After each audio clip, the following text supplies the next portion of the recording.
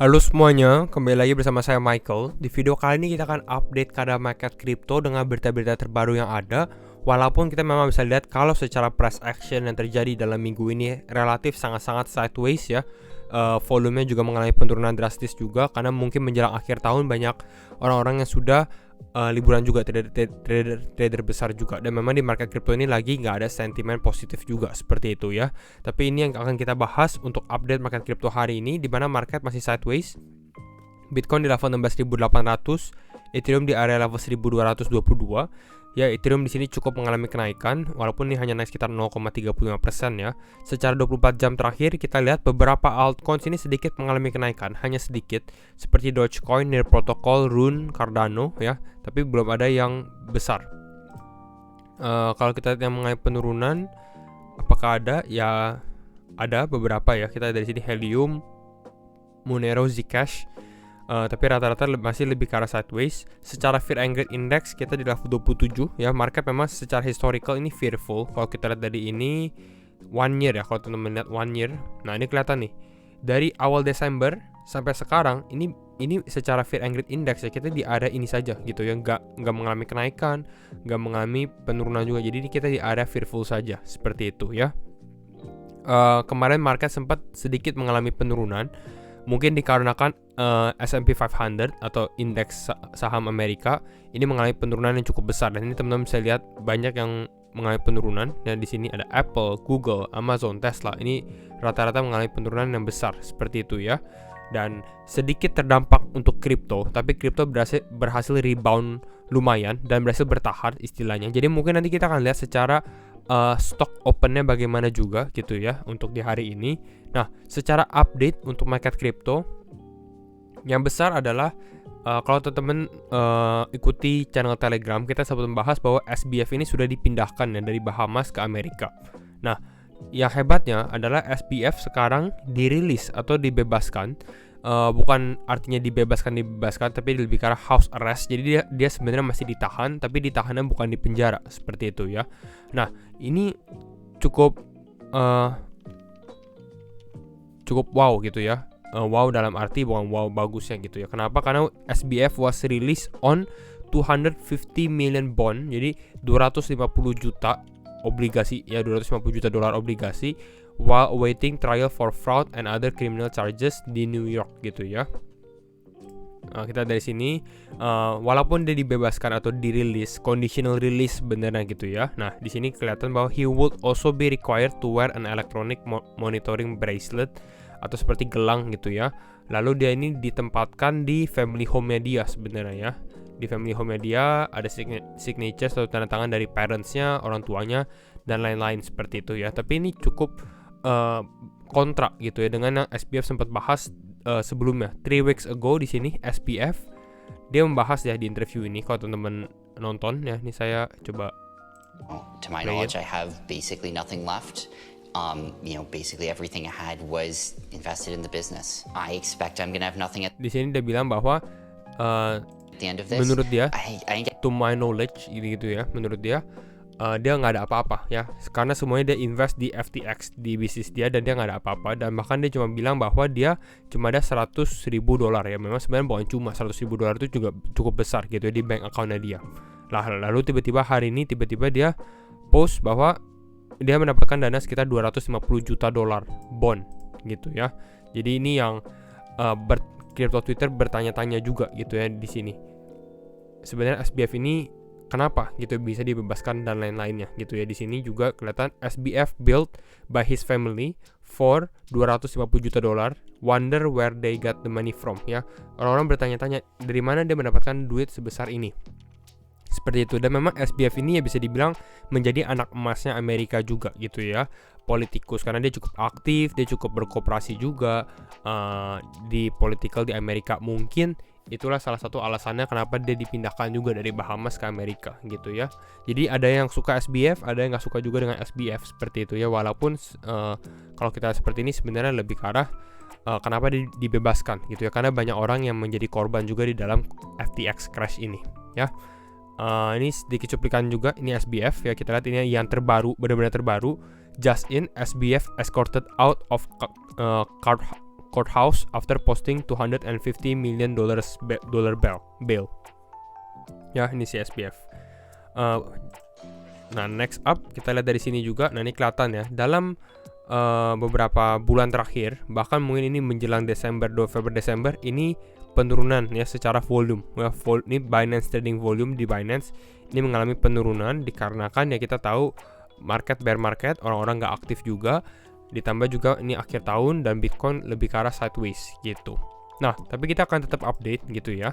Saya akan juga tetap update. Kita akan update secara time frame Bitcoin. Kembali lagi disclaimer on and do your own research. Jangan lupa do your own research gitu ya. Setiap keputusan tetap di tangan teman-teman. Di time frame 4 jam seperti yang kita sempat bahas bahwa potensi market sedikit mengalami penurunan. Ini kita sudah bahas dalam beberapa hari terakhir di mana market mungkin akan ada penurunan. Kita masih menunggu big movement untuk Bitcoin, big movement untuk crypto gitu ya. Kapan hal ini terjadi? Tapi ini konsolidasi seperti ini yang ditakutkan gitu ya. Kenapa? Karena suatu saat mungkin bisa jadi dia mengalami short squeeze yang cukup besar, atau ini hanyalah sebuah bull trap gitu ya. Baru dia mengalami penurunan lagi, testing ke area 14.000. Nah, secara skenario bagaimana ini kita akan bahas di video ini gitu ya. Oke. Untuk saat ini semua masih berjalan sesuai rencana sebenarnya kalau kita lihat dalam beberapa analisa kita sebelumnya, di mana market nggak berhasil breakout dari 16.800, mungkin ada potensi penurunan ke area 16.600, 16.500. Kita juga target di area 0,618 ataupun 0,65 Fibonacci. Ini di area kisaran level 16.000-an ya, di sini 16.500-an. Ya, ini hit level ini lalu mengalami kenaikan. Naik sekitar 1,7%. Namun saat ini kita bisa lihat bahwa masih ada pressure di atas di area ini gitu ya. Ini persis di area exponential moving average 50-nya juga yang warna merah kalau teman-teman lihat di sini. Jadi ini terbentur banyak resistance gitu ya. Nah, yang kita mau lihat ya, ini skenario bull skenario. Yang pertama adalah kita mau lihat untuk Bitcoin mengalami penguatan, dan saya rasa penguatan ini sebenarnya bisa terjadi kalau memang ada push, karena kita lihat sentimen saat ini sangat-sangat bearish ya, sentimen sangat-sangat bearish, dan pada saat sentimen bearish kemungkinan ada potensi dia mengalami kenaikan. Target kita berada di area level 17.200 sampai 17.400-an ya, di area tersebut ya. Ini untuk target kalau memang market ini berhasil naik kembali ya ke area 2,6%, naik 2,6% dari harga sekarang. Nah, tapi perlu diketahui juga gitu ya, bahwa di saat-saat seperti ini juga ini lebih lama lagi market gak berhasil naik, saya rasa ini potensi penurunan justru lebih terjadi. Artinya apa? Artinya di sini bull nggak bisa push ya. Orang-orang yang mau menaikkan harga Bitcoin ini nggak bisa membuat harga Bitcoin naik. Dan kalau misalnya itu terjadi, mungkin dia akan harus ke bawah lagi, mungkin testing ke area ini baru mengalami kenaikan gitu ya. Kembali lagi karena testingnya mungkin kurang deep gitu ya, dan butuh momentum yang besar, mungkin wick candle yang cukup cepat untuk membuat ini push kembali gitu ya. Kira-kira ini skenario secara short term maupun dengan kita punya ekspektasi ya. Di sini ada 17.200, 17.300. Tetap harus perhatikan low ini 16.200-an. Ini tetap menjadi low kita ya. Kalau Bitcoin turun lagi ke bawah sini, potensinya sebenarnya kita akan lebih condong ke dalam lebih bearish lagi ya secara short term ya. Nah, ini pertanyaan kita adalah apakah Bitcoin akan mengalami Christmas rally atau Santa rally juga menjelang hari Natal maupun tahun baru juga seperti itu. Jadi ini yang kita mau perhatikan. Nah, next up yang kita mau lihat juga, nah ini ya, kita sampai membahas potensi skenario seperti ini karena biasanya market mengalami akumulasi ya, di sini akumulasi, distribusi ya, lalu mengalami expansion seperti ini. Namun di sini kelihatan akumulasi, distribution, ini mau expansion, tapi expansion ini cukup lama seperti itu ya. Kita akan lihat untuk hari ini bagaimana. Kalau tidak, mungkin yang terjadi adalah ini kita reset kembali gitu ya. Reset kembali artinya kalau kita dilihat di sini kita mulai period accumulation lagi ya, ini lebih besar accumulationnya seperti ini. Lalu kita distribusi di sini yang mengalami penurunan week candle seperti ini, baru mengalami expansion di sini. Ini kalau memang market ini akan mengalami penurunan lagi menjelang akhir tahun. Ya, ini pun bisa terjadi. Baru dari sini mulai awal tahun kita akan lihat penguatan Bitcoin mungkin testing ke area level 18.000-an. Karena kalau saya lihat secara outlook ya, kalau teman-teman lihat dari sini secara outlook, kita lihat di time frame one day ya, potensinya sebenarnya cukup besar kemungkinan ya dalam beberapa minggu ke depan ada kemungkinan untuk Bitcoin mengalami penguatan, ya penguatan mungkin ke area level 18.000 kembali, ya ke area testing ke level ini, ya 18 ribuan. Walaupun memang secara long time frame sebenarnya ini masih sangat jauh ya untuk Bitcoin kembali lagi ke dalam area all time high-nya lagi. Cuma ini yang kita bisa lihat dari keadaan Bitcoin saat ini gitu ya. Untuk Ethereum, nah di sini kita lihat di time frame 4 jam. Ethereum sebenarnya sedikit berjalan sesuai rencana. Perbedaannya untuk Ethereum saat ini ya, Ethereum juga mengalami weak candle yang seperti kita sempat bahas. Ethereum sempat mengalami penurunan, namun di sini dia mulai mengalami kenaikan. Nah, kenaikan di sini kita bisa Ethereum ini sudah mulai break dari resistance ya. Jadi ini menjadi suatu trigger juga untuk kita, di mana market atau Bitcoin dominance-nya ini mungkin trending down ya. Ya, ini Bitcoin dominance-nya mulai ada sedikit penurunan gitu ya. Karena di sini Ethereum mulai ada sedikit penguatan, altcoin mungkin sedikit bergerak karena melihat Bitcoin terlalu sideways seperti itu. Tapi kembali lagi, pada saat Bitcoin make a big movement, pada saat Bitcoin tiba-tiba naik atau turun dengan persentase besar, itu langsung reset semua altcoin. Istilahnya altcoin yang lagi naik pada saat Bitcoin turun, altcoin tersebut juga akan mengalami penurunan gitu ya. Nah, tapi ini kita bisa lihat untuk Ethereum sendiri. Ya, Ethereum lebih kuat. Di sini kita lihat Ethereum sudah bounce sekitar 3,4% dari low-nya kemarin. Kalau Bitcoin, di sini kita lihat Bitcoin dari low-nya kemarin di sini dia naik sekitar 1,7%. Ya, belum ada terlalu penguatan. Walaupun kalau penguatan dia ke level 17.200 di sini masih cukup lumayan. Ini sekitar 4%-an lagi gitu ya.